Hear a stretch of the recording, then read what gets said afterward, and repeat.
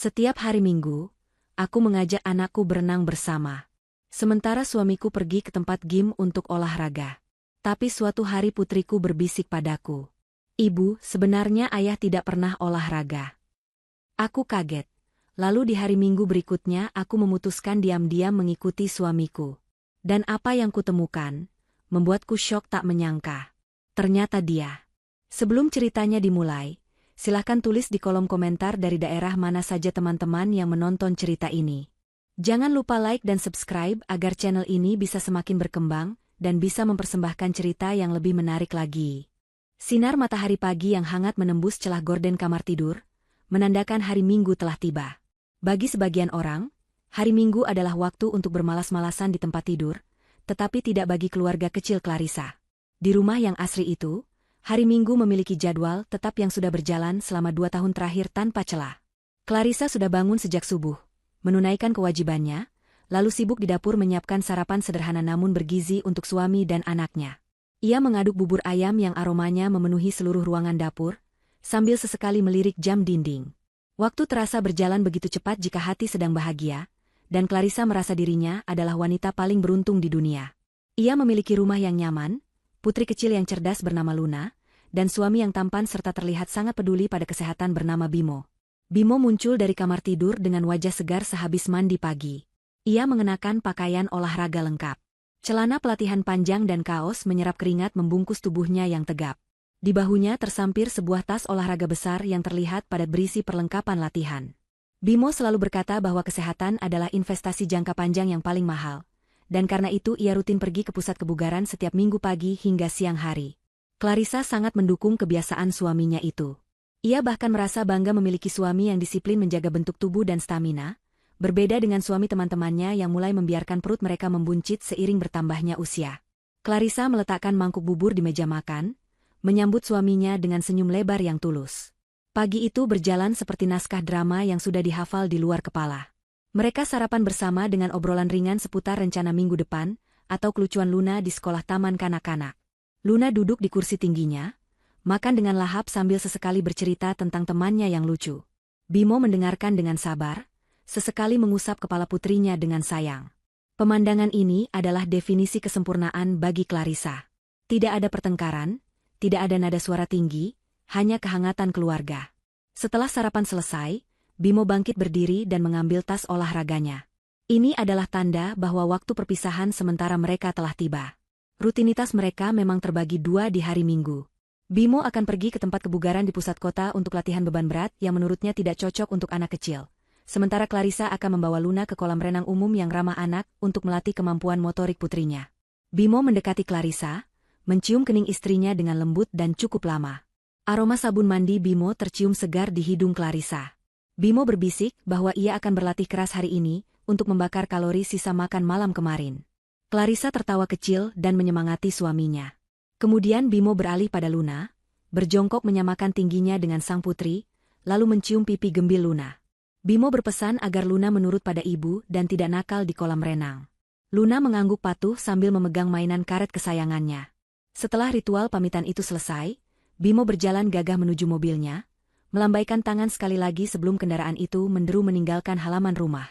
Clarissa menatap kepergian mobil itu sampai menghilang di tikungan jalan, lalu segera bersiap-siap membereskan perlengkapan renang Luna. Perjalanan menuju kolam renang dihabiskan dengan nyanyian riang Luna di dalam mobil. Clarissa menyetir dengan perasaan tenang.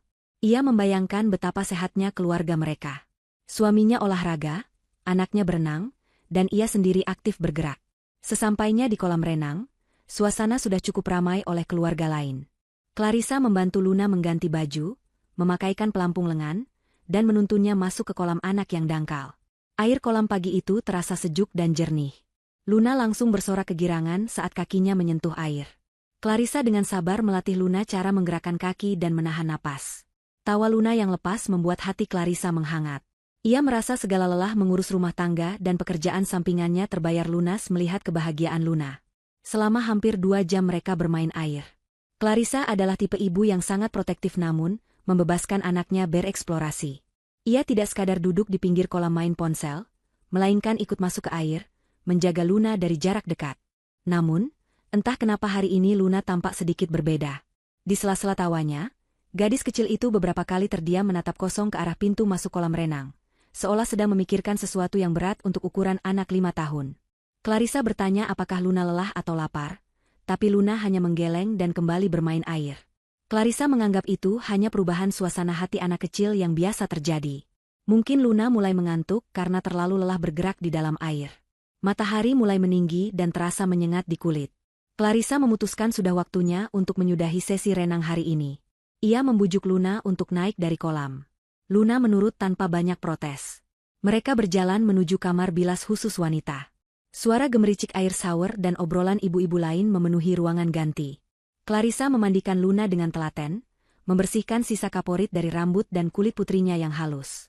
Setelah selesai membilas diri dan berpakaian rapi kembali, Clarissa mendudukkan Luna di depan cermin besar untuk mengeringkan rambut panjang Luna dengan handuk. Saat itulah momen yang mengubah segalanya terjadi. Clarissa sedang menggosok lembut rambut Luna dengan handuk, menatap pantulan wajah putrinya di cermin. Luna tidak tersenyum. Tatapan mata bulat itu bertemu dengan tatapan Clarissa di cermin. Ada keseriusan yang tidak wajar di wajah polos itu. Clarissa menghentikan gerakannya sejenak, bertanya dengan lembut ada apa gerangan. Luna memutar tubuhnya menghadap Clarissa. Tangan kecilnya meraih ujung jilbab Clarissa, menariknya pelan agar wajah ibunya mendekat. Clarissa menunduk, mendekatkan telinganya ke bibir mungil Luna, mengira anaknya akan membisikkan permintaan es krim atau mainan baru. Namun yang keluar dari mulut Luna bukanlah permintaan manja. Suara Luna terdengar lirih, hampir seperti desahan angin, tapi setiap katanya menghujam jantung Clarissa dengan kekuatan penuh. Luna berkata bahwa sebenarnya ayah tidak pernah olahraga. Clarissa terdiam, mencoba mencerna kalimat itu. Ia tertawa canggung, mengira Luna sedang bercanda atau salah paham. Ia mencoba menjelaskan pada Luna bahwa ayah pergi ke tempat kebugaran, tempat orang mengangkat besi berat, jadi tentu saja itu olahraga. Namun Luna menggeleng tegas. Matanya menatap lurus ke manik mata Clarissa, tatapan yang penuh kejujuran murni tanpa rekayasa. Luna melanjutkan kalimatnya dengan detail yang membuat darah Clarissa berdesir dingin. Anak itu berkata bahwa baju ayah tidak pernah bau keringat atau bau asam seperti baju Paman Rio jika habis main bola. Baju ayah selalu wangi. Bau wanginya sama seperti sabun yang dipakai Tante Sandra saat Luna pernah diajak ayah mampir ke rumah tante itu dulu. Luna berkata ia ingat bau itu karena baunya manis seperti kue vanila. Jantung Clarissa seakan berhenti berdetak selama beberapa detik. Nama Sandra melintas di kepalanya seperti kilat. Sandra adalah teman lama, atau lebih tepatnya kenalan masa lalu yang sudah bertahun-tahun tidak ia temui. Bagaimana mungkin Luna tahu bau sabun Sandra? Dan kapan Bimo mengajak Luna ke rumah Sandra tanpa sepengetahuan Clarissa? Clarissa memegang bahu Luna, berusaha menahan getaran tangannya sendiri. Ia bertanya dengan suara bergetar, kapan ayah mengajak Luna ke tempat Tante Sandra?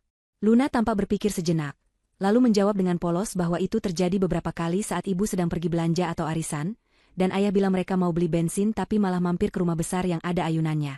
Luna diminta ayah menunggu di mobil sambil main game di ponsel ayah. Tapi Luna pernah minta pipis jadi masuk ke dalam, dan mencium bau wangi itu di kamar mandi. Penjelasan Luna yang runtut dan polos itu, meruntuhkan dinding keyakinan yang selama ini dibangun Clarissa. Tidak ada anak 5 tahun yang bisa mengarang cerita sedetail itu tentang aroma sabun dan lokasi rumah. Dunia di sekitar Clarissa terasa berputar. Suara bising di ruang ganti seolah meredup, menyisakan denging panjang di telinganya. Clarissa memeluk Luna erat-erat, menyembunyikan wajahnya yang pucat di bahu kecil anaknya. Ia tidak ingin Luna melihat ketakutan di matanya. Dalam pelukan itu, Clarissa menyadari bahwa rutinitas hari Minggu yang ia anggap sempurna ternyata menyimpan lubang besar yang menganga. Bisikan Luna di tepi kolam renang itu bukan sekadar celoteh anak kecil, melainkan kunci yang membuka kotak Pandora yang selama ini tertutup rapat di rumah tangganya. Clarissa menarik napas panjang, berusaha menenangkan detak jantungnya yang menggila. Ia harus pulang. Ia harus memastikan apakah ucapan anaknya benar, atau hanya salah paham belaka. Namun jauh di lubuk hatinya, insting seorang istri mulai berteriak bahwa ada sesuatu yang sangat salah sedang terjadi. Perjalanan pulang dari kolam renang terasa jauh lebih lama dari biasanya. Clarissa menyetir dengan pikiran yang berkecamuk, sementara Luna sudah tertidur pulas di kursi sebelah, kelelahan setelah berenang. Clarissa mencoba berpikir rasional. Mungkin Luna salah mengenali orang. Mungkin Tante Sandra yang dimaksud Luna bukan Sandra yang ia kenal. Mungkin Bimo hanya mampir sebentar untuk urusan bisnis, atau sekadar menyapa teman lama. Clarissa terus-menerus memberikan alasan logis di kepalanya untuk membela suaminya. Bimo adalah suami yang baik, tidak pernah kasar, selalu pulang tepat waktu di hari kerja, dan memberikan nafkah meski tidak banyak. Tidak mungkin Bimo melakukan hal yang dituduhkan oleh prasangka buruknya. Clarissa berusaha menepis rasa curiga itu, namun kata-kata Luna tentang aroma vanila terus terngiang seperti rekaman rusak yang diputar berulang-ulang. Sesampainya di rumah, jam menunjukkan pukul 12 siang. Rumah masih sepi. Bimo biasanya baru pulang pukul 1 atau 2 siang, dengan alasan ia juga mampir makan siang sehat bersama teman-teman kebugarannya dan lanjut sauna. Clarissa menggendong Luna yang masih tidur ke kamarnya, menyelimutinya dengan hati-hati, lalu menatap wajah damai anaknya. Rasa bersalah menyelinap. Apakah ia selama ini terlalu naif? Apakah ia terlalu sibuk mengurus rumah tangga sampai tidak menyadari apa yang dilakukan suaminya di luar sana? Clarissa keluar dari kamar Luna dan duduk di ruang tamu. Kesunyian rumah yang biasanya menenangkan kini terasa mencekam. Detik jam dinding terdengar seperti hitungan mundur menuju sebuah ledakan.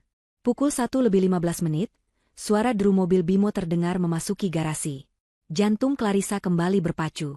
Ia menarik napas dalam, memasang senyum terbaik yang bisa ia buat, dan berdiri menyambut suaminya di depan pintu. Bimo masuk dengan langkah yang diseret, seolah-olah kakinya sangat berat. Wajahnya dibuat tampak lelah. Ia langsung mengeluh bahwa hari ini adalah jadwal latihan kaki yang sangat menyiksa. Ia bercerita dengan antusias tentang betapa beratnya beban yang ia angkat hari ini, tentang pelatihnya yang memaksanya melakukan repetisi tambahan, dan betapa otot-ototnya menjerit minta istirahat. Akting Bimo begitu meyakinkan, atau setidaknya, dulu selalu terlihat meyakinkan bagi Clarissa. Clarissa mendengarkan cerita itu sambil mengamati suaminya dengan tatapan baru, tatapan seorang penyelidik. Ia memperhatikan kulit wajah Bimo. Bersih, tidak berminyak, dan tidak terlihat kusam layaknya orang yang baru menghabiskan waktu berjam-jam di tempat olahraga yang penuh keringat. Rambut Bimo juga tertata rapi, tidak lepek. Namun Bimo memang selalu mandi di tempat gym sebelum pulang, jadi itu bisa menjadi alibi yang kuat. Clarissa menawarkan air dingin, yang disambut Bimo dengan anggukan lemah seolah ia benar-benar dehidrasi. Saat Bimo meneguk air itu, Clarissa mendekat, pura-pura memijat bahu suaminya. Di sanalah ia menciumnya. Samar, sangat tipis karena tertutup aroma parfum Bimo yang biasa, ada aroma manis yang lembut. Aroma vanila. Bimo meletakkan gelas kosong dan berkata ia ingin mandi lagi di rumah supaya lebih segar sebelum tidur siang. Ia meninggalkan tas olahraganya tergeletak begitu saja di sofa ruang tengah, lalu berjalan menuju kamar mandi. Clarissa menunggu sampai terdengar suara pintu kamar mandi terkunci dan keran air dinyalakan. Dengan langkah cepat dan hati-hati, ia mendekati tas olahraga berwarna hitam itu. Tangannya gemetar saat menyentuh resleting tas. Ia merasa seperti pencuri di rumahnya sendiri, melanggar privasi suaminya. Tapi keraguan ini harus dijawab. Clarissa membuka resleting itu perlahan, menahan napas agar tidak menimbulkan suara. Di dalam tas, Clarissa melihat tumpukan pakaian. Ada kaos olahraga, celana pendek, handuk, dan botol minum protein. Sekilas terlihat normal. Tapi Clarissa adalah seorang ibu rumah tangga yang teliti. Ia tahu persis bagaimana tekstur pakaian kotor dan pakaian bersih. Ia mengambil kaos yang seharusnya dipakai Bimo untuk latihan berat tadi. Kaos itu kering total. Tidak ada sedikit pun rasa lembab yang tertinggal di serat kainnya. Clarissa mendekatkan kaos itu ke hidungnya. Harusnya ada bau keringat, bau apek, atau minimal bau deterjen yang bercampur dengan aroma tubuh yang lelah. Tapi tidak ada. Kaos itu berbau pewangi lemari pakaian, bau yang sama persis saat Clarissa melipat dan memasukkannya ke dalam tas pagi tadi. Kaos itu bahkan masih memiliki garis lipatan setrika yang tajam dan tegas di bagian lengan dan punggung. Clarissa memeriksa celana pendeknya. Sama saja. Bersih, kering, dan rapi. Lipatan pabriknya masih terlihat jelas. Tidak mungkin seseorang memakai celana ini untuk melakukan gerakan jongkok atau lari di treadmill, tanpa meninggalkan jejak kerutan sedikitpun. Clarissa beralih ke handuk. Handuk itu kering kerontang dan halus. Jika Bimo mandi di tempat gym, handuk itu seharusnya basah atau setidaknya lembab dan dingin, karena terbungkus di dalam tas plastik. Tapi handuk ini hangat dan kering. Dan yang paling parah adalah botol minumnya. Clarissa membuka tutup botol shaker yang biasa dipakai untuk minuman protein. Botol itu kering, bersih, dan tidak berbau susu atau bubuk protein sama sekali. Tidak ada sisa noda air di dalamnya. Botol itu tidak pernah dipakai minum hari ini. Clarissa terduduk lemas di lantai ruang tengah. Tas itu adalah bukti bisu yang berteriak lantang. Bimo tidak pernah mengganti pakaiannya. Bimo tidak pernah berolahraga. Bimo tidak pernah mandi di tempat gym. Semua cerita tentang latihan kaki, beban berat, dan pelatih yang galak hanyalah dongeng belaka. Bimo membawa tas ini keluar rumah pagi tadi, membiarkannya tetap rapi di dalam mobil atau di suatu tempat, lalu membawanya pulang lagi dalam kondisi yang sama persis. Air mata Clarissa menetes satu persatu, jatuh membasahi kaos yang ia genggam. Rasa sakitnya bukan hanya karena dibohongi, tapi karena menyadari betapa rapinya Bimo merencanakan kebohongan ini setiap minggunya. Suara pintu kamar mandi terbuka membuat Clarissa tersentak. Ia panik. Dengan gerakan kilat, ia melipat asal pakaian itu, memasukkannya kembali ke dalam tas, dan menutup resletingnya. Ia segera berdiri, menyeka air matanya, dan berpura-pura sedang merapikan bantal sofa. Bimo keluar dengan hanya mengenakan handuk di pinggang, bersenandung kecil. Ia tidak melihat kepanikan Clarissa. Ia berjalan santai melewati Clarissa menuju kamar tidur, sambil berkata bahwa ia lapar dan minta disiapkan makan siang. Sikap santai Bimo itu justru membuat luka di hati Clarissa semakin perih. Bagaimana bisa seseorang bersikap begitu biasa setelah membohongi istri dan anaknya seharian? Di meja makan siang itu, Clarissa melayani Bimo seperti biasa. Ia mengambilkan nasi, menuangkan sayur, dan meletakkan lauk di piring suaminya. Tapi di dalam hatinya, badai sedang berkecamuk. Ia menatap Bimo yang makan dengan lahap. Clarissa ingin sekali berteriak, menumpahkan isi tas olahraga itu di depan wajah Bimo, dan menuntut penjelasan. Tapi akal sehatnya menahan. Jika ia melabrak sekarang, Bimo pasti akan mengelak dengan 1000 alasan. Bimo pandai bersilat lidah. Clarissa butuh bukti yang lebih kuat daripada sekadar baju kering. Clarissa butuh melihat dengan mata kepalanya sendiri kemana Bimo pergi. Potongan teka-teki dari Luna mulai terangkai. Rumah besar, ayunan, Tante Sandra, bau vanila, dan tas olahraga yang tidak pernah dipakai. Semuanya mengarah pada satu kesimpulan yang mengerikan. Clarissa sadar ia tidak sedang berhadapan dengan kenakalan suami biasa. Ini adalah pengkhianatan yang terstruktur. Clarissa memandang suaminya yang sedang tertawa menonton video lucu di ponselnya. Tawanya renyah, seolah tanpa beban. Clarissa bersumpah dalam hati, tawa itu tidak akan bertahan lama. Minggu depan, ia tidak akan tinggal diam. Minggu depan, ia akan membuktikan kebenaran ucapan Luna, meskipun kebenaran itu mungkin akan menghancurkan hatinya hingga tak bersisa. Ia akan mengikuti suaminya, kemanapun mobil itu pergi. Seminggu telah berlalu sejak penemuan tas olahraga yang bersih itu, dan bagi Clarissa, 7 hari tersebut terasa seperti 7 tahun yang menyiksa. Ia menjalani hari-harinya seperti robot, melakukan pekerjaan rumah tangga dan mengurus Luna dengan senyum palsu yang terpasang rapi di wajahnya. Setiap kali Bimo pulang kerja dan mencium pipinya, Clarissa harus menahan gejolak rasa mual yang mendadak muncul di perutnya. Ia mengamati setiap gerak-gerik suaminya dengan lebih jeli. Bagaimana Bimo tersenyum pada layar ponselnya lalu buru-buru mematikannya saat Clarissa mendekat. Atau bagaimana Bimo sering beralasan menerima telepon dari klien di teras rumah hingga larut malam.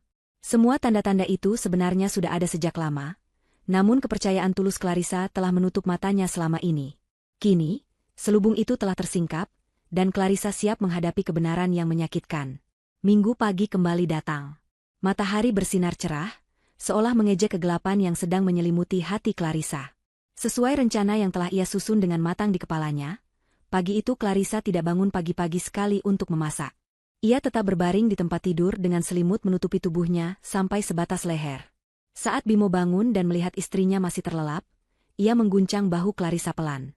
Clarissa membuka matanya perlahan, memasang wajah lemas dan menekan perutnya. Ia mengeluh sakit perut yang hebat dan kepala pusing, mungkin karena salah makan kemarin malam. Suaranya dibuat selirih mungkin untuk meyakinkan suaminya. Bimo tampak khawatir, atau setidaknya berpura-pura khawatir. Ia meletakkan punggung tangannya di dahi Clarissa, mengecek suhu tubuh istrinya. Clarissa berkata bahwa ia tidak sanggup pergi berenang hari ini. Ia meminta Bimo untuk tetap pergi olahraga saja karena sayang jika jadwal latihannya terganggu. Sementara Luna akan dititipkan di rumah Ibu Rosa yang hanya berjarak 2 blok dari rumah mereka.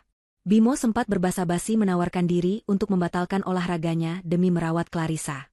Namun, Clarissa bisa melihat kilatan kelegaan di mata suaminya saat Clarissa menolak tawaran itu. Clarissa bersikeras agar Bimo tetap pergi. Akhirnya, dengan wajah yang dibuat berat hati namun langkah yang ringan, Bimo setuju. Ia segera bersiap-siap, mengenakan pakaian olahraganya, dan menyemprotkan parfum itu lagi. Sebelum pergi, Bimo berpesan agar Clarissa banyak istirahat dan minum obat. Setelah mobil Bimo meninggalkan halaman, sakit perut Clarissa sembuh seketika. Clarissa langsung melompat dari tempat tidur. Adrenalin membanjiri tubuhnya. Ia segera memandikan Luna dengan cepat, menjelaskan pada putrinya bahwa hari ini mereka akan main di rumah nenek sebentar, karena ibu ada urusan mendadak. Setelah mengantar Luna ke rumah Ibu Rosa dan memastikan ibunya tidak banyak bertanya, Clarissa menjalankan tahap kedua rencananya. Ia tidak menggunakan mobil keluarganya yang mungkin dikenali Bimo dari kejauhan. Sehari sebelumnya, ia sudah meminjam mobil adiknya, sebuah mobil kecil tua berwarna abu-abu kusam yang sangat pasaran dan tidak mencolok. Mobil itu sudah terparkir di halaman belakang rumah Ibu Rosa.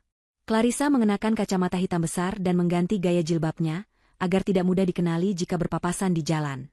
Dengan tangan yang sedikit gemetar memegang kemudi, Clarissa memacu mobil itu menuju jalan raya utama. Ia tahu rute yang biasa diambil Bimo menuju pusat kota. Matanya awas menyisir jalanan. Tidak butuh waktu lama baginya untuk melihat mobil SUV hitam milik suaminya berada beberapa ratus meter di depan, terjebak di antrean lampu merah. Jantung Clarissa berdegup kencang, rasanya seperti akan melompat keluar dari rongga dadanya. Ia menjaga jarak aman, membiarkan ada 2 atau 3 mobil lain di antara mobilnya dan mobil Bimo agar tidak mencurigakan. Lampu hijau menyala, dan pengejaran itu dimulai. Clarissa merasa seperti sedang menonton film detektif. Bedanya ini adalah kisah nyata hidupnya yang sedang dipertaruhkan. Dugaan Clarissa benar. Di persimpangan jalan yang seharusnya mengarah ke pusat kebugaran di tengah kota, mobil Bimo justru menyalakan lampu sein ke kanan.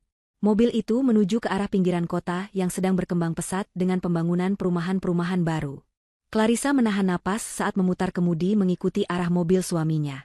Jalanan di sini lebih lengang, membuat Clarissa harus lebih berhati-hati menjaga jarak agar tidak ketahuan. Sekitar 20 menit berkendara, mobil Bimo tiba-tiba melambat dan berbelok masuk ke area parkir sebuah tos serba modern yang cukup besar. Clarissa ikut menepi, memarkir mobilnya jauh di sudut area parkir di balik sebuah truk pengantar barang, namun posisinya tetap strategis untuk mengamati mobil Bimo. Clarissa melihat Bimo tidak turun dari mobil untuk membeli minum atau makanan. Mobil itu tetap menyala. Dari balik kaca mobil Bimo yang tidak terlalu gelap, Clarissa bisa melihat pergerakan di dalamnya. Bimo tampak sedang melepas kaos olahraganya. Clarissa menyipitkan mata, memfokuskan pandangannya. Bimo mengganti pakaiannya di dalam mobil. Pria itu mengenakan sebuah kemeja lengan panjang berwarna biru muda yang terlihat mahal dan rapi. Setelah itu, Bimo tampak bercermin di spion tengah, menyisir rambutnya dengan gaya yang lebih klimis, berbeda dengan gaya santainya di rumah. Clarissa mencengkeram setir mobil kuat-kuat, hingga buku-buku jarinya memutih. Transformasi itu terjadi di depan matanya.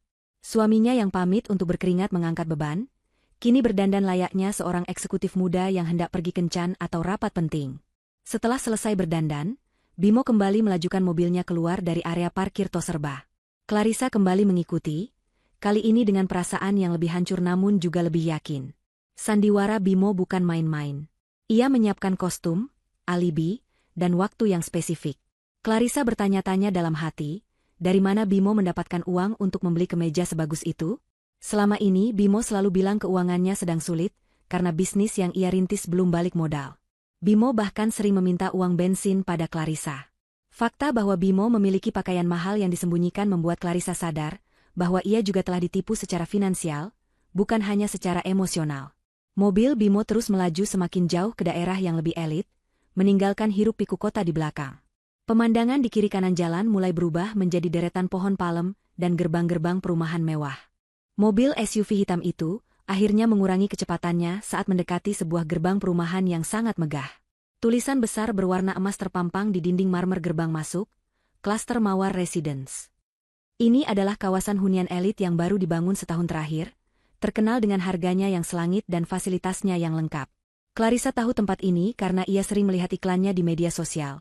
Namun tidak pernah terlintas di benaknya bahwa suaminya memiliki urusan di tempat semewah ini.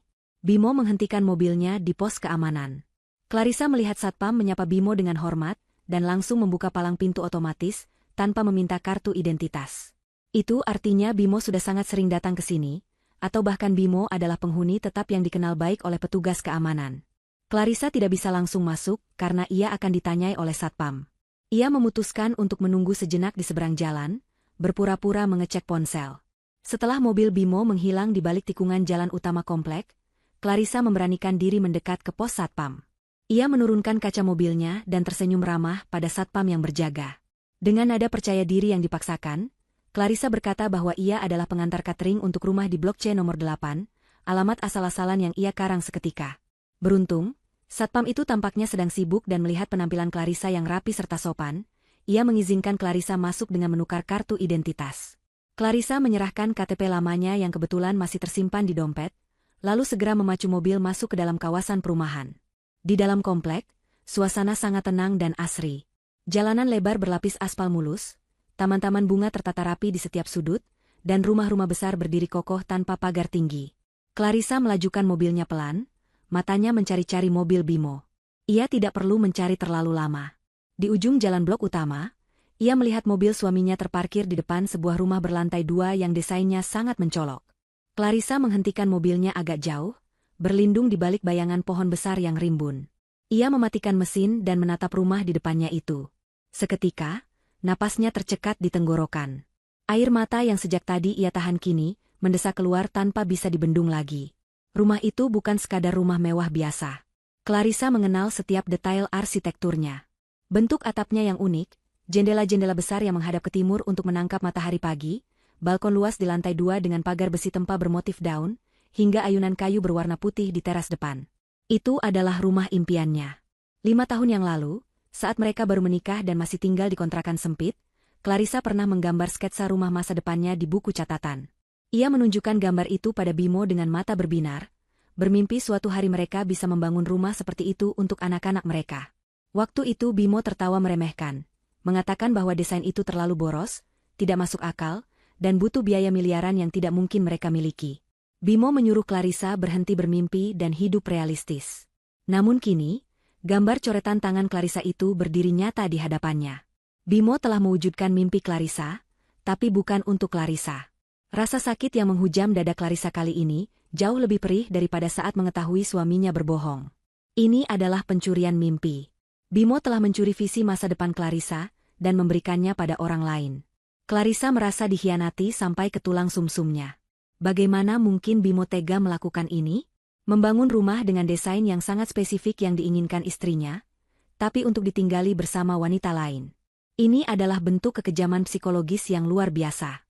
Saat Clarissa sedang bergulat dengan rasa sakitnya, pintu depan rumah itu terbuka. Sosok Bimo keluar, kini tanpa beban. Ia tertawa lebar, wajahnya berseri-seri, ekspresi yang jarang sekali ia tunjukkan di rumah Clarissa belakangan ini. Tak lama kemudian, seorang wanita keluar menyusulnya. Wanita itu adalah Sandra. Clarissa mengenalinya meski sudah bertahun-tahun tidak bertemu. Sandra terlihat lebih berisi, kulitnya terawat, dan ia mengenakan daster rumahan yang terlihat nyaman namun elegan. Yang membuat mata Clarissa terbelalak adalah perut Sandra yang membuncit. Wanita itu sedang hamil besar. Bimo merangkul pinggang Sandra dengan protektif, lalu menuntunnya duduk di ayunan kayu putih di teras itu. Ayunan yang sama persis dengan impian Clarissa. Bimo berlutut di depan Sandra, mengelus perut buncit itu dengan penuh kasih sayang, lalu menempelkan telinganya ke sana seolah sedang mendengarkan detak jantung bayi. Sandra tertawa manja, mengelus rambut Bimo. Pemandangan itu begitu sempurna, gambaran keluarga bahagia yang harmonis. Ironisnya, kebahagiaan itu dibangun di atas penderitaan Clarissa dan Luna. Clarissa teringat uang tabungan yang ia berikan pada Bimo bulan lalu, uang yang katanya untuk modal impor barang agar bisnis Bimo lancar. Clarissa juga teringat perhiasan emas warisan neneknya yang ia jual demi menutupi hutang Bimo setahun lalu. Ternyata, semua uang jerih payah dan pengorbanan Clarissa bermuara ke sini. Menjadi pilar-pilar beton rumah ini, menjadi ayunan itu, dan menjadi nutrisi bagi bayi yang dikandung wanita lain. Tangan Clarissa meraih ponselnya dengan gemetar. Ia harus mendokumentasikan ini. Ia tidak boleh hanya menangis dan pulang dengan tangan kosong. Dengan hati-hati, ia mengarahkan kamera ponselnya ke arah teras rumah itu, menggunakan fitur pembesar gambar maksimal. Ia memotret berkali-kali. Memotret Bimo yang sedang mencium kening Sandra, memotret plat nomor mobil Bimo yang terparkir di garasi rumah itu, dan memotret suasana rumah secara keseluruhan. Setiap kali tombol kamera ditekan, hati Clarissa semakin membeku. Rasa sedihnya perlahan berubah bentuk. Air matanya berhenti mengalir, digantikan oleh tatapan dingin yang tajam. Kesedihan itu mengkristal menjadi kemarahan yang tenang namun mematikan. Ia melihat Bimo bangkit berdiri dan masuk ke dalam rumah sebentar, lalu keluar lagi membawakan segelas jus untuk Sandra. Bimo melayani Sandra layaknya seorang ratu. Padahal di rumah, Bimo tidak pernah sekalipun mengambilkan air minum untuk Clarissa, bahkan saat Clarissa sakit demam tinggi bulan lalu. Bimo selalu minta dilayani, minta dipijat, minta disiapkan segalanya. Ketidakadilan ini membuat darah Clarissa mendidih. Ia menyadari bahwa ia tidak kehilangan suami. Ia justru sedang melihat wajah asli dari pria yang selama ini ia nikahi. Pria di seberang sana, yang sedang tertawa bahagia di rumah mewah itu, adalah seorang aktor ulung dan penipu yang tidak punya hati nurani. Clarissa menurunkan ponselnya setelah merasa cukup mendapatkan bukti visual. Ia menarik napas panjang, mengisi paru-parunya dengan tekad baru. Ia tidak akan turun dari mobil dan melabrak mereka sekarang. Itu tindakan bodoh yang hanya akan membuatnya terlihat histeris dan lemah. Jika ia mengamuk sekarang, Bimo mungkin akan kabur membawa sisa aset yang ada, atau Sandra akan bermain peran sebagai korban. Tidak, Clarissa tidak akan memberikan mereka kepuasan itu. Clarissa akan pulang, menyusun kembali kepingan hatinya yang pecah, lalu merangkainya menjadi senjata. Ia akan mengambil kembali apa yang menjadi haknya dan hak Luna. Ia menatap rumah impian itu sekali lagi, bersumpah dalam hati bahwa suatu hari nanti, ia yang akan berdiri di teras itu, dan Bimo yang akan terusir pergi. Clarissa menyalakan mesin mobil, memutar balik kendaraan dengan perlahan agar tidak menarik perhatian, dan meninggalkan klaster Mawar dengan rencana pembalasan yang mulai tumbuh di benaknya. Setelah kejadian di klaster Mawar, Clarissa tidak pulang ke rumah untuk menangis di balik bantal. Ia mengarahkan mobilnya ke kantor firma hukum milik Pak Irfan, seorang pengacara senior yang dulu merupakan sahabat mendiang ayahnya. Clarissa datang bukan dengan wajah sembab seorang istri yang putus asa, melainkan dengan wajah dingin seorang wanita yang siap berperang. Di ruang kerja Pak Irfan yang dipenuhi tumpukan berkas, Clarissa meletakkan semua bukti yang ia miliki. Foto-foto dari ponselnya, salinan buku tabungan, dan catatan-catatan kecil yang ia kumpulkan. Pak Irfan menatap Clarissa dengan prihatin namun, bangga melihat ketegaran putri sahabatnya itu. Mereka mulai membedah satu persatu transaksi keuangan Bimo. Clarissa memberikan kuasa penuh pada Pak Irfan untuk menelusuri aliran dana bisnis suaminya yang selama ini ia modali. Hasil penelusuran itu sangat mengejutkan, bahkan bagi Clarissa yang sudah bersiap untuk yang terburuk. Ternyata selama 2 tahun terakhir, Bimo telah melakukan penarikan dana secara sistematis dari rekening usaha konveksi yang mereka bangun. Dalam laporannya kepada Clarissa, Bimo selalu mengatakan bahwa uang itu digunakan untuk membeli bahan baku kain kualitas impor atau membayar vendor yang menunggak. Namun, data perbankan tidak bisa berbohong. Uang itu mengalir deras ke sebuah rekening pribadi atas nama Sandra. Jumlahnya fantastis, mencapai miliaran rupiah jika ditotal. Uang itu digunakan untuk uang muka rumah, cicilan mobil mewah, belanja barang bermerek, hingga biaya perawatan kecantikan Sandra. Clarissa merasa mual melihat deretan angka itu. Itu adalah uang warisan ayahnya, uang tabungan pendidikan Luna, dan hasil keringatnya sendiri yang dirampok oleh suaminya demi memuaskan wanita lain. Pak Irfan menyarankan langkah hukum yang taktis. Ia mengingatkan Clarissa bahwa jika ia melabrak sekarang, Bimo bisa saja menyembunyikan sisa aset atau memutarbalikkan fakta. Mereka butuh strategi jebakan. Clarissa harus membuat Bimo merasa aman, membuatnya merasa bahwa kebohongannya masih tertutup rapat, sehingga Bimo akan lengah dan melakukan kesalahan fatal. Clarissa menyeka air matanya yang sempat menetes karena marah. Ia mengangguk setuju. Hari itu juga, Clarissa memutuskan untuk memainkan peran terbaik dalam hidupnya. Ia akan menjadi aktris di panggung rumah tangganya sendiri. Ia akan menjadi istri yang manis, penurut, dan bodoh, persis seperti yang diinginkan Bimo. Malam harinya, saat Bimo pulang ke rumah, ia disambut dengan aroma masakan favoritnya. Clarissa memasak rendang daging sapi yang membutuhkan waktu berjam-jam untuk membuatnya. Rumah terlihat rapi, bersih, dan wangi. Clarissa menyambut Bimo di pintu dengan senyum lebar dan ciuman di tangan, sesuatu yang belakangan jarang ia lakukan karena lelah bekerja. Bimo tampak terkejut, namun kejutan itu segera berganti menjadi rasa puas. Dalam pikiran licik Bimo, ia merasa hebat karena bisa memiliki istri yang melayaninya di rumah dan simpanan cantik di luar sana tanpa ketahuan. Bimo makan dengan lahap sambil memuji masakan Clarissa setinggi langit. Clarissa membalas pujian itu dengan tatapan lembut, padahal di dalam hatinya ia sedang menahan gejolak amarah yang siap meledak kapan saja. Di tengah makan malam yang tampak harmonis itu, Bimo mulai melancarkan aksinya. Dengan nada suara yang dibuat sedih dan penuh tekanan, ia bercerita bahwa bisnisnya sedang butuh suntikan dana segar. Ia beralasan ada peluang besar untuk ekspansi keluar pulau, tapi butuh modal cepat dalam minggu ini. Jika tidak, peluang itu akan diambil orang lain. Bimo melirik Clarissa, memancing reaksi istrinya. Clarissa meletakkan sendoknya pelan. Ia menatap mata suaminya dalam-dalam. Dulu, ia pasti akan langsung bertanya detail dan khawatir. Tapi kali ini, Clarissa tersenyum menenangkan. Ia berkata bahwa ia percaya penuh pada Bimo. Ia berkata bahwa sebagai istri, tugasnya adalah mendukung suami mencari nafkah. Wajah Bimo langsung cerah seketika. Ia tidak menyangka akan semudah ini. Clarissa bangkit menuju laci meja kerjanya, dan mengambil sebuah map dokumen yang sudah disiapkan oleh Pak Irfan sore tadi. Di dalam map itu terdapat dokumen pencairan deposito pendidikan Luna yang nilainya cukup besar. Namun, di antara tumpukan kertas itu, terselip sebuah surat pernyataan pengalihan aset dan pengakuan hutang yang dikemas dengan bahasa hukum yang rumit. Jika Bimo teliti, ia akan tahu bahwa tanda tangannya di sana berarti ia mengakui telah meminjam uang pribadi Clarissa dan menjaminkan segala aset yang ia miliki, termasuk yang diatasnamakan orang lain, sebagai jaminan. Tapi Clarissa tahu kelemahan suaminya. Bimo itu malas membaca dan serakah. Clarissa meletakkan map itu di depan Bimo beserta sebuah pena. Ia berkata dengan nada manja agar Bimo segera tanda tangan supaya besok uangnya bisa langsung cair dan bisnisnya lancar. Tanpa curiga sedikitpun, Bimo menyambar pena itu. Matanya hanya tertuju pada angka nominal pencairan dana yang tertera di halaman depan. Ia tidak membaca lembar-lembar berikutnya. Pikirannya sudah melayang membayangkan wajah bahagia Sandra saat ia membawakan uang tunai nanti. Dengan cepat, Bimo membubuhkan tanda tangannya di atas materai pada lembar yang disodorkan Clarissa. Bunyi goresan pena di atas kertas itu terdengar seperti musik kemenangan di telinga Clarissa. Saat Bimo selesai dan menutup map itu dengan senyum lebar, Clarissa ikut tersenyum. Namun senyum Clarissa memiliki arti yang berbeda. Tanda tangan itu adalah vonis mati bagi kebebasan finansial Bimo. Malam itu, Bimo tidur nyenyak dengan mimpi indah tentang kekayaan, sementara Clarissa terjaga semalaman, menatap langit-langit kamar dengan perasaan dingin. Ia baru saja mengunci leher suaminya dengan rantai hukum yang tak kasat mata. Beberapa hari setelah Bimo menandatangani dokumen jebakan itu, Clarissa menerima panggilan telepon dari Pak Irfan.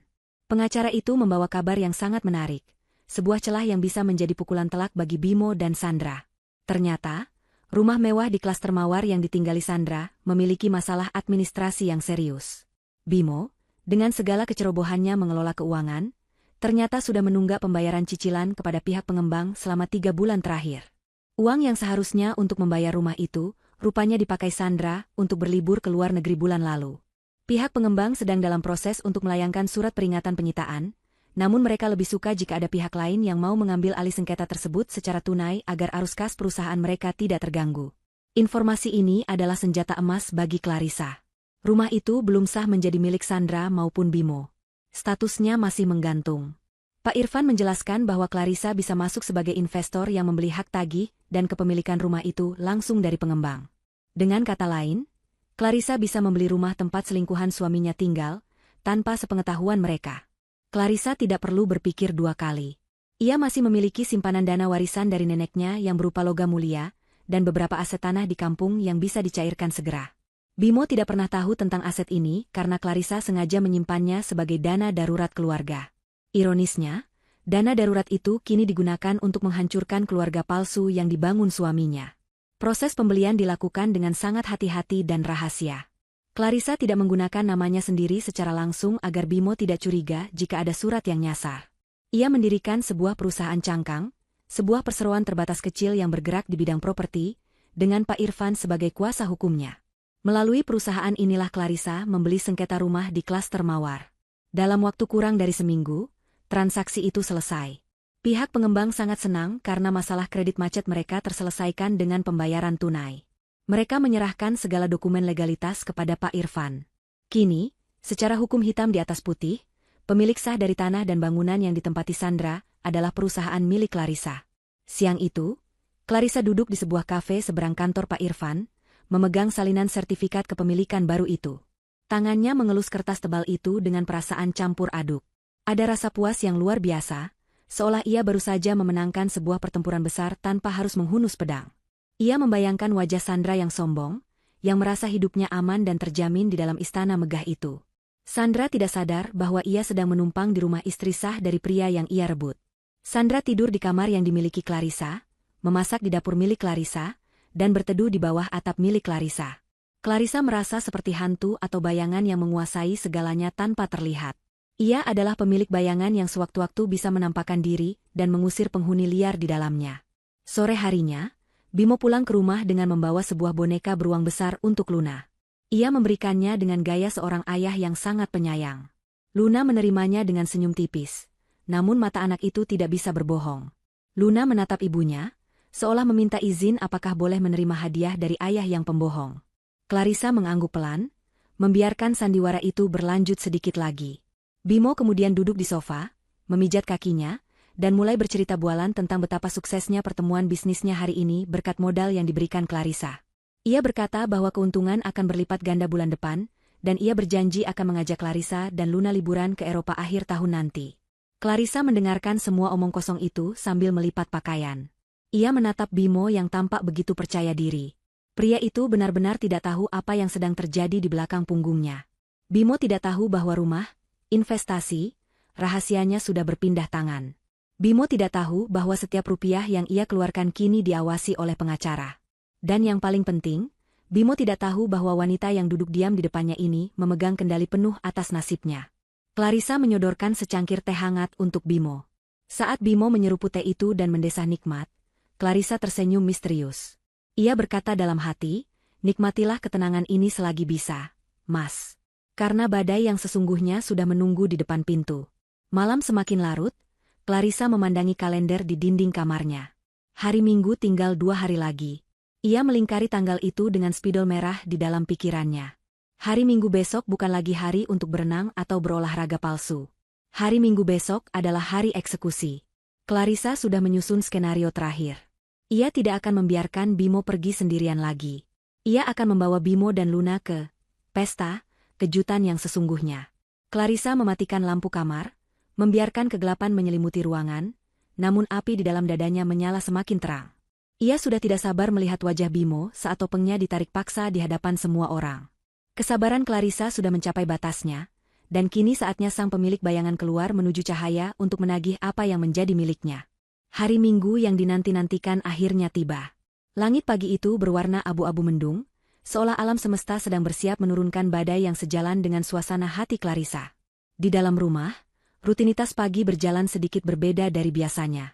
Bimo sudah siap dengan setelan pakaian olahraganya yang mahal dan tas besar yang selalu menemaninya. Ia tampak terburu-buru, berkali-kali melirik jam tangan, mungkin karena ia sudah janji akan datang lebih awal ke rumah Sandra untuk menemani wanita itu periksa kandungan atau sekadar sarapan bersama. Aroma parfum vanila dan mask yang menyengat sudah tercium dari tubuh Bimo, aroma yang kini membuat perut Clarissa mual setiap kali menghirupnya. Bimo sedang mengikat tali sepatunya di teras ketika Clarissa keluar dengan pakaian rapi, bukan pakaian santai rumah, melainkan pakaian semi-formal yang anggun lengkap dengan jilbab satin yang berkilau. Clarissa berdiri di ambang pintu, menatap punggung suaminya dengan tatapan dingin yang ia sembunyikan di balik senyum manis. Ia memanggil Bimo dengan suara lembut namun tegas. Bimo menoleh, sedikit terkejut melihat penampilan istrinya yang sudah rapi sepagi ini. Sebelum Bimo sempat bertanya atau berpamitan pergi, Clarissa langsung melancarkan serangan pertamanya. Ia berkata bahwa hari ini Bimo harus membatalkan rencana ke tempat kebugaran. Clarissa beralasan bahwa ia baru saja mendapatkan kabar gembira dari kantornya kemarin sore. Bonus tahunan dan pembagian dividen koperasi kantor cair dengan jumlah yang sangat besar, jauh lebih besar dari perkiraan. Clarissa berbohong dengan sangat lancar, mengatakan bahwa ia ingin merayakannya dengan mengajak Bimo dan Luna makan siang spesial di restoran mewah, lalu pergi melihat lokasi properti karena ia berniat menginvestasikan uang bonus itu hari ini juga. Mendengar kata bonus besar dan investasi, mata Bimo langsung berbinar. Sifat serakahnya langsung mengambil alih logika. Rencana menemui Sandra seketika menjadi prioritas kedua di kepalanya. Bimo berpikir jika Clarissa punya uang banyak, ia harus ada di sana untuk memastikannya, atau setidaknya merayu istrinya agar sebagian uang itu bisa masuk ke kantongnya dengan alasan modal bisnis lagi. Bimo mencoba sedikit jual mahal, berpura-pura keberatan karena jadwal latihannya akan terganggu, namun Clarissa dengan cepat memotong. Ia berkata jika Bimo tidak mau ikut, ia akan pergi sendiri dan mungkin akan langsung membeli apartemen tanpa berkonsultasi dulu. Ancaman halus itu berhasil. Bimo langsung setuju, ia melepas tas olahraganya dan berlari masuk ke kamar untuk berganti pakaian yang lebih pantas. Clarissa menunggu di ruang tamu sambil menggandeng tangan Luna. Luna tampak cantik dengan gaun pesta sederhana berwarna merah muda. Anak itu bertanya mau kemana mereka pergi. Clarissa berbisik pada Luna bahwa mereka akan pergi melihat rumah impian dan bertemu seseorang. Luna hanya mengangguk polos, tidak menyadari bahwa ia akan menjadi saksi kehancuran sandiwara ayahnya. Tak lama kemudian, Bimo keluar dengan kemeja batik lengan pendek, terlihat rapi dan tampan. Ia tersenyum lebar, merangkul Clarissa dan Luna, berlagak seperti kepala keluarga yang ideal. Mereka berjalan menuju mobil. Saat Bimo hendak duduk di kursi pengemudi, Clarissa menahannya. Ia meminta kunci mobil, berkata bahwa ia yang akan menyetir karena ia yang tahu lokasi restoran dan properti yang akan mereka tuju. Bimo menurut saja, berpikir mungkin Clarissa ingin memanjakannya hari ini. Mobil mulai melaju membelah jalanan kota yang cukup padat di hari Minggu. Awalnya Bimo tampak santai, bersiul kecil mengikuti lagu di radio sambil sesekali mengirim pesan sembunyi-sembunyi lewat ponselnya, mungkin memberi kabar palsu pada Sandra. Namun, suasana santai itu perlahan memudar ketika Clarissa mengarahkan mobil bukan ke pusat kota tempat restoran-restoran mewah berada, melainkan berbelok ke arah pinggiran kota. Bimo mulai gelisah di kursinya. Ia bertanya dengan nada heran mengapa mereka ke arah sana. Clarissa menjawab dengan tenang tanpa menoleh, mengatakan bahwa ada restoran baru yang sangat bagus di daerah pengembangan baru, dan lokasi properti yang diincar juga ada di sana. Jawaban itu cukup masuk akal, tapi insting Bimo mulai membunyikan alarm bahaya. Kegelisahan Bimo memuncak saat mobil melewati persimpangan yang sangat ia kenal. Jalanan ini adalah rute yang ia lewati setiap minggu untuk menuju rumah Sandra. Keringat dingin mulai muncul di pelipis Bimo. Ia mencoba mengalihkan pembicaraan, menyarankan agar mereka putar balik saja dan makan di mal terdekat karena Luna pasti lapar. Tapi Clarissa menolak dengan halus, mengatakan tanggung karena sudah dekat. Clarissa menyetir dengan fokus penuh, namun ekor matanya menangkap setiap gerakan Bimo yang semakin panik. Bimo mulai mengetuk-ngetukkan jarinya ke lutut, tanda ia sedang sangat gugup. Ia pasti sedang berdoa dalam hati agar mobil ini hanya sekadar lewat dan tidak berhenti di tujuan yang ia takutkan. Namun doa Bimo tidak terkabul. Clarissa menyalakan lampu sein kanan, berbelok masuk ke gerbang megah klaster Mawar Residence. Wajah Bimo pucat pasi seolah darahnya tersedot habis. Ia menoleh cepat ke arah Clarissa, suaranya bergetar saat bertanya kenapa mereka masuk ke sini. Clarissa tetap tenang, menjawab datar bahwa properti yang ingin ia beli ada di dalam komplek ini, karena katanya prospek investasinya sangat bagus. Bimo terdiam, lidahnya keluh. Ia terjebak dalam situasi yang sangat mengerikan. Ia tidak bisa melarang Clarissa masuk karena itu akan sangat mencurigakan. Tapi jika mereka masuk, risiko bertemu Sandra atau ketahuan sangat besar. Bimo hanya bisa berharap Sandra sedang tidak ada di rumah, atau setidaknya mereka hanya melihat-lihat blok lain yang jauh dari rumah Sandra. Harapan Bimo hancur berkeping-keping saat Clarissa melajukan mobil lurus menuju blok utama, blok tempat rumah Sandra berada. Napas Bimo mulai terdengar berat dan pendek. Ia memegang pegangan pintu mobil dengan erat. Clarissa bisa merasakan ketakutan yang memancar dari tubuh suaminya, dan itu memberinya kepuasan tersendiri. Mobil terus melaju pelan, melewati deretan rumah mewah, hingga akhirnya Clarissa menginjak rem tepat di depan sebuah rumah dengan pagar tanaman yang asri. Itu adalah rumah Sandra. Rumah dengan ayunan putih di terasnya. Clarissa mematikan mesin mobil. Keheningan menyergap kabin mobil selama beberapa detik. Bimo membeku, matanya menatap horor ke arah rumah itu. Clarissa menoleh pada suaminya, tersenyum penuh arti, lalu berkata bahwa inilah rumah yang ia maksud. Rumah investasi masa depan mereka. Clarissa membuka pintu mobil dan turun dengan langkah anggun. Ia berjalan memutar untuk membukakan pintu bagi Luna, sementara Bimo masih terpaku di kursi penumpang depan seperti patung. Bimo benar-benar lumpuh oleh rasa takut. Otaknya buntu, tidak tahu harus berbuat apa. Jika ia tidak turun, Clarissa akan curiga. Jika ia turun, ia tamat. Clarissa mengetuk kaca jendela mobil Bimo, memintanya turun dengan isyarat tangan. Dengan gerakan kaku dan gemetar, Bimo akhirnya membuka pintu dan melangkah keluar. Kakinya terasa lemas seperti jeli. Ia berdiri di samping mobil, matanya liar menyapu sekeliling, berharap Sandra tidak keluar rumah. Matahari siang yang mulai terik terasa membakar kulitnya, namun keringat yang mengucur di punggungnya adalah keringat dingin ketakutan. Tiba-tiba pintu utama rumah itu terbuka. Jantung Bimo seakan berhenti berdetak. Sosok Sandra muncul di ambang pintu. Wanita itu terlihat cantik dengan daster rumahan yang longgar, perut hamilnya terlihat jelas. Sandra tersenyum lebar saat melihat mobil Bimo terparkir di depan, mengira kekasihnya datang seperti biasa meski sedikit terlambat. Ia belum melihat siapa yang turun dari mobil karena terhalang pilar pagar. Sandra melangkah keluar menuju teras sambil berseru riang memanggil nama Bimo dengan panggilan sayang yang manja. Suara Sandra terdengar jelas di telinga Clarissa, Luna, dan tentu saja Bimo. Panggilan sayang itu menggema di udara, menjadi bukti yang tak terbantahkan. Sandra berhenti mendadak di tengah jalan setapak taman ketika matanya menangkap sosok lain selain Bimo. Ia melihat seorang wanita berhijab rapi berdiri tegak dengan tatapan tajam, dan seorang anak kecil di sampingnya. Senyum di wajah Sandra luntur seketika, digantikan oleh ekspresi bingung dan waspada. Ia menatap Bimo, menuntut penjelasan lewat sorot matanya. Bimo berdiri di tengah-tengah, di antara istri sah dan simpanannya, tampak seperti pesakitan yang sedang menunggu vonis mati. Ia membuka mulutnya, hendak mengatakan sesuatu, mungkin sebuah kebohongan baru, tapi tidak ada suara yang keluar. Tenggorokannya tercekat oleh rasa panik yang luar biasa. Clarissa mengambil alih panggung. Ia tidak berteriak, tidak menjambak, juga tidak menangis. Dengan ketenangan seorang ratu yang sedang menginspeksi rakyat jelata, Clarissa menggandeng Luna berjalan mendekati pagar.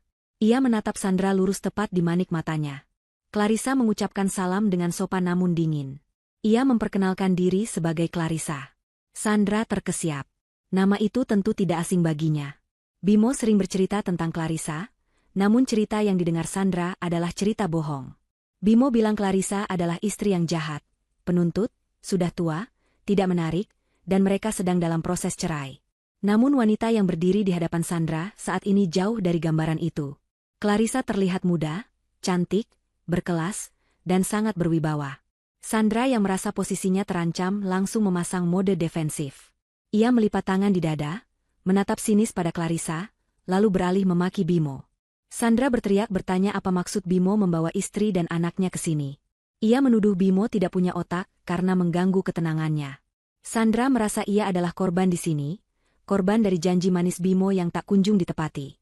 Ia juga merasa berhak atas rumah itu, karena selama ini Bimo bilang rumah ini dibeli khusus untuk mereka berdua. Pertengkaran pun pecah, tapi bukan antara Clarissa dan Sandra, melainkan serangan sepihak Sandra kepada Bimo. Bimo hanya bisa menunduk, mengangkat tangan mencoba menenangkan Sandra, berbisik-bisik memohon agar Sandra tidak ribut di luar rumah, karena malu dilihat tetangga. Di tengah keributan itu, Luna menarik tangan Clarissa. Anak kecil itu menunjuk ke arah Sandra dan berbisik keras. Luna berkata bahwa tante itu adalah tante wangi vanila yang pernah ia ceritakan. Luna juga menunjuk ke ayunan di teras, berkata bahwa itu ayunan yang pernah ia duduki saat menunggu ayah beli bensin. Pengakuan polos Luna menjadi bumbu penyedap yang semakin memanaskan suasana. Clarissa mengusap kepala Luna, membenarkan ucapan anaknya. Lalu Clarissa kembali menatap Sandra. Ia mengeluarkan sebuah map tipis dari tas tangannya. Dengan langkah pelan, ia membuka pagar yang tidak terkunci dan masuk ke halaman, mendekati Sandra. Clarissa menyodorkan dokumen itu pada Sandra. Ia berkata dengan nada datar bahwa Sandra salah paham tentang satu hal. Clarissa datang ke sini bukan untuk merebut suami, karena ia sudah tidak menginginkan Bimo lagi. Clarissa datang ke sini untuk menginspeksi aset miliknya. Sandra mengerutkan kening, bingung. Ia menyambar dokumen itu dan membacanya sekilas. Matanya membelalak saat melihat kop surat notaris dan sertifikat hak milik yang terlampir di sana. Di sana tertulis jelas bahwa tanah dan bangunan ini sekarang sah milik perusahaan yang direkturnya adalah Clarissa. Wajah Sandra berubah pucat, sama pucatnya dengan wajah Bimo. Ia menatap Bimo dengan nyalang, berteriak bertanya bagaimana mungkin rumah ini jadi milik istrinya. Bimo mengangkat wajahnya, kaget setengah mati. Ia sama sekali tidak tahu tentang hal ini. Ia menatap Clarissa dengan tatapan tidak percaya. Clarissa tersenyum miring. Ia menjelaskan dengan santai bahwa karena cicilan rumah ini macet berbulan-bulan akibat uangnya dipakai entah untuk apa, pihak pengembang menjual sengketanya. Dan Clarissa lah yang membelinya lunas. Jadi, secara hukum, Sandra sedang menumpang di rumah Clarissa tanpa izin. Clarissa kemudian memberikan ultimatum yang menghancurkan mental kedua pengkhianat itu. Ia berkata pada Sandra bahwa ia memberi waktu 1 jam untuk mengemasi barang-barang pribadinya dan angkat kaki dari rumah ini. Jika tidak, Clarissa akan memanggil satpam komplek untuk mengusir paksa atas tuduhan penyerobotan properti. Sandra meledak dalam kemarahan histeris. Ia merasa ditipu mentah-mentah oleh Bimo. Ia memukuli dada Bimo dengan kepalan tangannya, memaki Bimo sebagai penipu miskin yang tidak punya apa-apa. Sandra berteriak bahwa ia mau bersama Bimo hanya karena Bimo menjanjikan kemewahan, tapi ternyata semua itu uang istrinya. Topeng cinta Sandra hancur, memperlihatkan wajah aslinya yang materialistis. Bimo hanya bisa pasrah menerima pukulan itu, harga dirinya hancur lebur di hadapan istri sah dan anaknya. Ia mencoba memegang tangan Sandra, tapi ditepis kasar. Sandra berlari masuk ke dalam rumah sambil menangis meraung-raung, mulai membanting barang-barang karena frustrasi. Clarissa berdiri diam menyaksikan drama itu dengan kepuasan yang tak terlukiskan. Ia telah berhasil mengadu domba mereka dengan kenyataan. Ia melihat Bimo yang kini berdiri sendirian di teras, tampak menyedihkan dan kecil. Bimo menoleh pada Clarissa, matanya berkaca-kaca memohon belas kasihan. Ia mencoba mendekati Clarissa, memanggil nama istrinya dengan suara parau, berusaha meraih tangan Clarissa. Tapi Clarissa mundur selangkah, menatap suaminya dengan tatapan jijik seolah melihat sampah. Clarissa berkata tegas bahwa sandiwara sudah selesai. Tidak ada lagi game, tidak ada lagi investasi bodong, dan tidak ada lagi rumah tangga. Clarissa menunjuk ke arah gerbang komplek, di mana sebuah mobil patroli polisi yang sudah dihubungi Pak Irfan sebelumnya mulai terlihat mendekat. Suara sirine mobil polisi yang meraung-raung memecah keheningan siang hari di klaster Mawar Residence, membuat suasana yang sudah tegang menjadi semakin mencekam. Bunyi sirine itu terdengar semakin dekat, semakin nyaring, seolah menjadi musik pengiring bagi runtuhnya kerajaan kecil yang dibangun Bimo di atas pondasi kebohongan. Bimo berdiri terpaku di teras rumah mewah itu, wajahnya pucat pasi seperti mayat hidup. Keringat dingin mengucur deras dari dahinya, membasahi kemeja batik yang ia kenakan. Kakinya gemetar hebat, seolah tulang-tulangnya telah dilolosi satu persatu. Ia menatap mobil patroli berwarna putih biru yang perlahan berhenti tepat di belakang mobil Clarissa. Dua orang petugas berseragam turun dengan wajah tegas, diikuti oleh seorang pria berpakaian jas rapi yang sangat dikenal Bimo. Pria itu adalah Pak Irfan, pengacara keluarga Clarissa yang selama ini Bimo anggap sebagai orang tua yang membosankan. Kini, Pak Irfan terlihat seperti malaikat pencabut nyawa bagi Bimo. Clarissa masih berdiri dengan tenang di halaman, satu tangannya menggenggam erat tangan kecil Luna, sementara tangan lainnya memegang tas tangannya dengan anggun. Ia tidak menunjukkan tanda-tanda kepanikan sedikitpun. Sebaliknya, ia terlihat seperti seorang sutradara yang sedang menyaksikan adegan puncak dari film yang ia tulis sendiri. Clarissa menatap Bimo yang kini terlihat seperti tikus yang terpojok di sudut ruangan. Tidak ada lagi sisa-sisa kesombongan atau wibawa palsu yang biasa Bimo tunjukkan di rumah. Yang ada hanyalah ketakutan murni. Bimo mencoba melangkah mundur, matanya liar mencari jalan keluar, tetapi tidak ada tempat untuk lari. Di depannya ada polisi dan istrinya yang memegang bukti, di belakangnya ada rumah yang kini bukan lagi tempat perlindungannya, dan di sampingnya ada pagar tinggi yang mustahil ia lompati. Pak Irfan berjalan mendekat dengan langkah tegap, membawa sebuah map tebal berwarna merah. Ia mengangguk hormat pada Clarissa sebelum beralih menatap Bimo dengan pandangan tajam di balik kacamata minusnya. Pak Irfan tidak membuang waktu untuk berbasa-basi. Dengan suara lantang dan formal, ia menjelaskan alasan kedatangan pihak berwajib. Ia menyatakan bahwa Bimo dilaporkan atas dugaan tindak pidana penggelapan dana perusahaan dalam jumlah besar, pemalsuan dokumen keuangan, serta penipuan aset. Bimo berusaha membuka mulutnya untuk membela diri, untuk mengatakan bahwa ini semua hanya salah paham, bahwa ia bisa menjelaskannya. Namun, kata-kata itu tersangkut di tenggorokannya. Bimo sadar betul bahwa dokumen yang ia tanda tangani, tanpa membaca beberapa hari lalu adalah jebakan maut. Dokumen itu bukan sekadar persetujuan pencairan dana, melainkan pengakuan hutang dan pengalihan tanggung jawab pidana atas penggunaan uang yang tidak semestinya. Sementara itu, dari dalam rumah terdengar suara gaduh. Pintu depan terhempas terbuka dengan kasar. Sandra muncul dengan wajah sembab dan riasan yang luntur oleh air mata. Ia menyeret sebuah koper besar dengan susah payah, sementara tangan lainnya menenteng tas-tas belanjaan bermerek yang isinya berantakan keluar. Sandra terlihat berantakan, jauh dari kesan wanita glamor yang selama ini ia tampilkan. Saat melihat polisi di halaman, langkah Sandra terhenti. Matanya membelalak kaget. Ia menatap Bimo, lalu menatap polisi, dan terakhir menatap Clarissa. Kesadaran menghantam Sandra dengan keras. Situasinya jauh lebih buruk dari sekadar diusir oleh istri sah. Ini adalah masalah hukum. Sandra yang licik dan egois langsung menyadari bahwa ia harus menyelamatkan dirinya sendiri. Ia tidak mau terseret dalam kasus Bimo. Sandra membanting koper yang ia bawa, lalu berjalan cepat menghampiri polisi. Dengan suara melengking dan penuh drama, ia mulai berteriak bahwa ia juga adalah korban. Ia menunjuk-nunjuk wajah Bimo dengan jari telunjuknya yang berkuku panjang. Sandra berteriak bahwa Bimo telah menipunya. Bimo mengaku sebagai pengusaha kaya yang lajang, atau setidaknya duda kaya, dan menjanjikan hidup mewah. Sandra bersumpah ia tidak tahu menahu soal asal-usul uang Bimo. Ia berkata bahwa ia hanya wanita lemah yang sedang hamil dan diperdaya oleh laki-laki hidung belang ini. Pengkhianatan Sandra di depan mata membuat hati Bimo semakin hancur. Wanita yang selama ini ia manjakan, yang ia belikan rumah dengan mencuri uang istrinya, kini membuangnya begitu saja saat kapal mulai karam. Bimo menatap Sandra dengan tatapan tidak percaya, sakit hati karena dikhianati oleh selingkuhannya sendiri. Clarissa hanya tersenyum tipis melihat pertunjukan saling menyalahkan itu. Ia melangkah maju sedikit, mendekati Sandra. Dengan suara dingin namun menusuk, Clarissa mengingatkan Sandra bahwa meskipun Sandra merasa sebagai korban, barang-barang yang ada di dalam tas bermerek itu dibeli menggunakan uang perusahaan Clarissa. Jadi secara teknis, barang-barang itu adalah aset curian. Clarissa memperingatkan Sandra untuk meninggalkan semua barang berharga di tempat, atau ia akan menuntut Sandra sebagai penadah barang curian. Wajah Sandra memucat.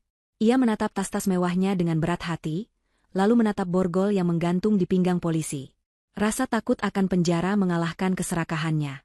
Dengan menghentakkan kaki kesal, Sandra melempar tas-tas itu ke tanah, meludah ke arah Bimo, lalu berjalan cepat keluar gerbang rumah tanpa membawa apa-apa selain pakaian yang melekat di tubuhnya dan rasa malu yang tak tertahankan. Kini giliran Bimo. Petugas polisi mendekatinya, memintanya untuk kooperatif. Bimo mundur selangkah lagi hingga punggungnya menabrak tembok pilar. Air matanya mulai menetes, bukan air mata penyesalan yang tulus, melainkan air mata ketakutan akan nasib buruk yang menantinya. Dalam keputusasaan terakhirnya, Bimo melihat Luna. Putri kecilnya yang berdiri diam di samping Clarissa. Insting manipulatif Bimo muncul kembali. Ia tiba-tiba menjatuhkan dirinya berlutut di lantai teras yang keras. Ia merangkak sedikit ke arah Clarissa dan Luna, mengangkat kedua tangannya yang gemetar memohon ampun.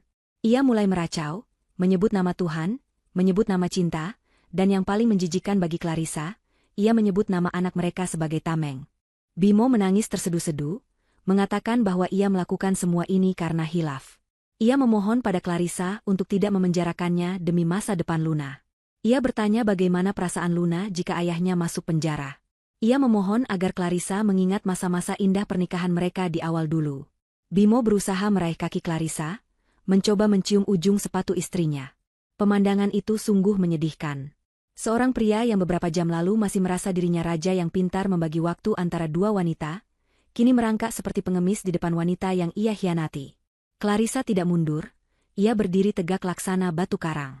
Ia menatap Bimo dengan tatapan kosong, seolah rasa cintanya sudah lama menguap dan tidak menyisakan residu sedikitpun. Clarissa menarik tubuh Luna sedikit ke belakang, melindunginya agar tidak tersentuh oleh tangan Bimo. Ia kemudian berjongkok, menyamakan tingginya dengan Luna, namun matanya tetap menatap tajam ke arah Bimo. Clarissa berkata dengan tegas bahwa Bimo tidak berhak menyebut nama Luna lagi. Bimo telah memilih jalannya sendiri saat memutuskan untuk berbohong setiap hari Minggu, saat memutuskan untuk mencuri tabungan pendidikan anaknya demi membelikan rumah untuk wanita lain. Clarissa mengatakan bahwa masa depan Luna akan jauh lebih baik tanpa kehadiran ayah yang seorang penipu dan pencuri. Bimo menggeleng-gelengkan kepalanya histeris, terus memohon. Saat itulah, sebuah momen yang tak terlupakan terjadi. Luna, anak berusia 5 tahun yang biasanya ceria dan manja, melepaskan genggaman tangan ibunya. Ia melangkah maju satu langkah kecil mendekati ayahnya yang sedang berlutut. Luna menatap wajah Bimo yang basah oleh air mata dan ingus. Tidak ada rasa kasihan di mata bulat anak itu, hanya ada kekecewaan yang mendalam. Luna berkata dengan suara kecilnya yang jernih, "Ayah jahat. Ayah bohong sama ibu. Ayah bohong sama Luna. Luna nggak mau punya ayah pembohong." Kalimat sederhana itu menghujam dada Bimo lebih sakit daripada peluru manapun. Ditolak oleh anak kandungnya sendiri adalah hukuman terberat bagi seorang ayah, dan Bimo tahu ia pantas mendapatkannya. Bimo terdiam, bahunya merosot turun. Semangatnya patah seketika. Ia tidak lagi meronta atau memohon. Ia pasrah saat kedua polisi itu menarik tangannya ke belakang punggung. Suara besi beradu terdengar tajam saat borgol dikunci di pergelangan tangannya. Klik. Suara itu menandai akhir dari kebebasan Bimo. Polisi membacakan hak-hak Bimo sebagai tersangka saat mereka menggiringnya menuju mobil patroli. Bimo berjalan dengan kepala tertunduk dalam, tidak berani menatap wajah Clarissa maupun Luna lagi. Tetangga-tetangga di sekitar klaster Mawar mulai keluar rumah, menonton kejadian itu dengan bisik-bisik penasaran. Reputasi Bimo sebagai penghuni kaya raya hancur lebur dalam hitungan menit, berganti menjadi tontonan memalukan sebagai kriminal yang ditangkap polisi. Mobil polisi itu perlahan bergerak meninggalkan halaman rumah, membawa Bimo menuju kantor polisi untuk mempertanggungjawabkan perbuatannya. Clarissa menghela napas panjang, sangat panjang, seolah membuang beban ribuan ton yang selama ini menghimpit dadanya. Ia merasakan kelegaan yang luar biasa. Pak Irfan menepuk bahu Clarissa pelan, memberinya senyum dukungan, lalu pamit untuk mengurus prosedur hukum di kantor polisi. Kini, tinggallah Clarissa dan Luna berdua di halaman rumah mewah itu. Rumah yang dulunya adalah simbol pengkhianatan, kini resmi berada di bawah kendalinya. Clarissa menatap bangunan megah itu. Tidak ada lagi rasa sakit hati saat melihatnya. Yang ada hanyalah sebuah aset properti yang harus ia kelola. Ia berjongkok memeluk Luna erat-erat, mencium puncak kepala anaknya. Badai telah berlalu, dan meskipun meninggalkan puing-puing, setidaknya udara kini terasa jauh lebih bersih tanpa polusi kebohongan. 6 bulan telah berlalu sejak hari penangkapan yang menggemparkan itu. Waktu, seperti biasanya, adalah penyembuh yang paling efektif. Roda kehidupan terus berputar, menggiling nasib manusia sesuai dengan perbuatannya masing-masing. Di sebuah pagi yang cerah, langit biru membentang luas tanpa awan, memayungi halaman belakang sebuah rumah yang kini tampak jauh berbeda. Rumah di klaster Mawar itu telah mengalami transformasi total. Pagar tanaman yang dulu tinggi dan tertutup kini dipangkas rapi, membuat rumah terlihat lebih terbuka dan ramah. Dinding luar yang dulunya berwarna krem membosankan pilihan Sandra, kini dicat ulang dengan warna putih bersih yang memberikan kesan modern dan lapang. Tidak ada lagi jejak-jejak masa lalu yang kelam di sana. Di kolam renang pribadi yang terletak di belakang rumah, air biru jernih berkilauan ditimpa sinar matahari pagi. Suara kecipak air dan tawariang anak kecil memenuhi udara. Clarissa dan Luna sedang menikmati waktu berkualitas mereka. Ini bukan kolam renang umum yang ramai dan berbau kaporit menyengat seperti dulu. Ini adalah kolam renang pribadi mereka. Clarissa mengenakan pakaian renang muslimah berwarna cerah, wajahnya terlihat segar dan bercahaya. Tidak ada lagi lingkaran hitam di bawah matanya, akibat kurang tidur memikirkan kebohongan suami. Aura kecantikannya kembali memancar, kali ini ditambah dengan harisma seorang wanita mandiri yang sukses memegang kendali atas hidupnya. Luna, yang kini sudah hampir berusia 6 tahun, berenang lincah menggunakan ban pelampung berbentuk donat. Tawa anak itu terdengar lepas, bebas dari beban. Clarissa duduk di tepi kolam, kakinya menjuntai ke dalam air yang sejuk. Ia menyesap segelas jus jeruk segar sambil mengawasi Luna. Pikirannya melayang sejenak ke peristiwa 6 bulan lalu. Proses perceraiannya dengan Bimo berjalan sangat cepat. Dengan bukti-bukti perselingkuhan, penelantaran, dan tindak pidana yang kuat, hakim mengabulkan gugatan cerai Clarissa dalam sidang pertama. Hak asuh anak jatuh sepenuhnya ke tangan Clarissa. Bimo tidak bisa melakukan perlawanan apapun. Ia divonis bersalah atas kasus penggelapan dan penipuan, dan kini sedang menjalani masa hukumannya di lembaga pemasyarakatan. Harta benda Bimo yang tersisa disita untuk mengganti kerugian perusahaan, membuatnya jatuh miskin seketika. Kabar terakhir yang didengar Clarissa, keluarga besar Bimo pun enggan menjenguknya karena malu dengan aib yang ia buat. Nasib Sandra pun tidak jauh lebih baik. Setelah diusir dari rumah itu, Sandra sempat mencoba menuntut hak asuh atas anak yang dikandungnya kepada Bimo, berharap mendapat tunjangan. Namun karena Bimo bangkrut dan dipenjara, Sandra tidak mendapatkan sepeser pun. Rumor yang beredar mengatakan bahwa Sandra terjerat hutang pinjaman online untuk membiayai gaya hidupnya yang tak bisa direm, dan kini harus bersembunyi di kampung halamannya, bekerja serabutan untuk menghidupi bayinya. Clarissa tidak merasa kasihan, namun juga tidak lagi menyimpan dendam. Ia menganggap mereka berdua hanyalah bagian dari masa lalu yang memberinya pelajaran mahal tentang harga sebuah kejujuran. Karma telah bekerja dengan caranya yang sempurna dan adil. Rumah di klaster Mawar ini tidak dijual oleh Clarissa. Ia memutuskan untuk merenovasinya dan menjadikannya rumah singgah dan taman bacaan untuk anak-anak yatim di akhir pekan, sekaligus menjadi villa pribadi bagi dirinya dan Luna. Clarissa ingin mengubah energi negatif rumah ini menjadi sesuatu yang bermanfaat. Ayunan putih di teras depan yang dulu menjadi simbol impian yang dicuri, kini menjadi tempat favorit anak-anak panti asuhan untuk bermain dan membaca buku cerita. Clarissa merasa menang setiap kali melihat anak-anak itu tertawa bahagia di sana. Ia telah merebut kembali mimpinya, membersihkannya dari noda, dan membuatnya jauh lebih bermakna daripada sekadar hunian mewah untuk pamer. "Ibu, lihat aku bisa menyelam," seru Luna membuyarkan lamunan Clarissa. Anak itu memamerkan kemampuannya menahan napas di dalam air, lalu muncul kembali ke permukaan dengan wajah basah dan menyeka matanya. Clarissa bertepuk tangan, memberikan pujian yang membuat Luna tersenyum bangga. Luna berenang mendekati ibunya, berpegangan pada tepi kolam. Tiba-tiba wajah Luna berubah sedikit serius, teringat sesuatu. Ia menatap ibunya dan bertanya dengan polos, "Ibu, ayah kemana? Kenapa ayah nggak pernah ikut kita berenang lagi?"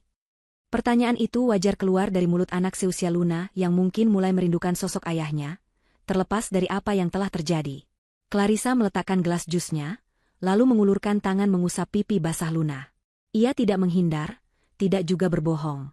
Clarissa telah berjanji pada dirinya sendiri untuk selalu jujur pada anaknya, tentu dengan bahasa yang bisa dimengerti anak kecil. Ia menatap mata Luna dengan lembut dan berkata, "Ayah sedang belajar, sayang. Ayah sedang di tempat khusus untuk orang-orang yang harus belajar menjadi baik lagi. Ayah harus memperbaiki kesalahan yang dulu ayah buat." Clarissa tidak menggunakan kata penjara yang menakutkan, tapi ia juga tidak memberi harapan palsu bahwa Bimo sedang bekerja atau liburan. Luna tampak berpikir sejenak mencerna jawaban ibunya, lalu mengangguk paham. "Oh, seperti kalau Luna nakal disuruh duduk diam di kursi ya, Bu?" tanya Luna polos. Clarissa tertawa kecil, "Iya, kurang lebih seperti itu. Tapi waktunya lebih lama karena kesalahan ayah lebih besar." Luna tidak bertanya lagi. Ia tampaknya puas dengan jawaban itu. Baginya, hidup berdua dengan ibu yang selalu ada, yang tidak pernah berbohong, dan yang selalu mengajaknya bersenang-senang seperti ini sudah lebih dari cukup. Luna kembali mendorong tubuhnya menjauh dari tepi kolam, kembali bermain air dengan riang. Clarissa menengadah menatap langit. Sinar matahari terasa hangat di wajahnya. Ia menarik napas dalam-dalam, menghirup udara pagi yang segar, bersih dari aroma parfum vanila yang menyesakan, bersih dari aroma kebohongan yang busuk. Hidupnya kini terasa ringan.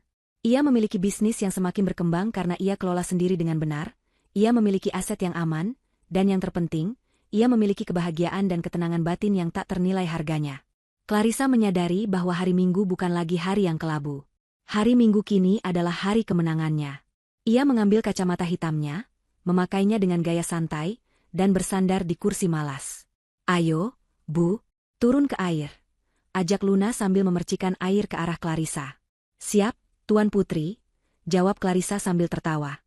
Ia bangkit dan melompat masuk ke dalam kolam, menciptakan cipratan air yang besar. Tawa mereka berdua pecah, membahana di udara, menandakan awal dari babak baru kehidupan yang penuh harapan dan kejujuran. Clarissa tahu, seberat apapun badai yang pernah menerjang, matahari akan selalu bersinar lagi bagi mereka yang berani berjalan di atas kebenaran. Dan pagi ini, matahari bersinar sangat cerah untuk Clarissa dan Luna. Clarissa dan Luna. Clarissa dan Luna. Clarissa dan Luna. Clarissa dan Luna. Clarissa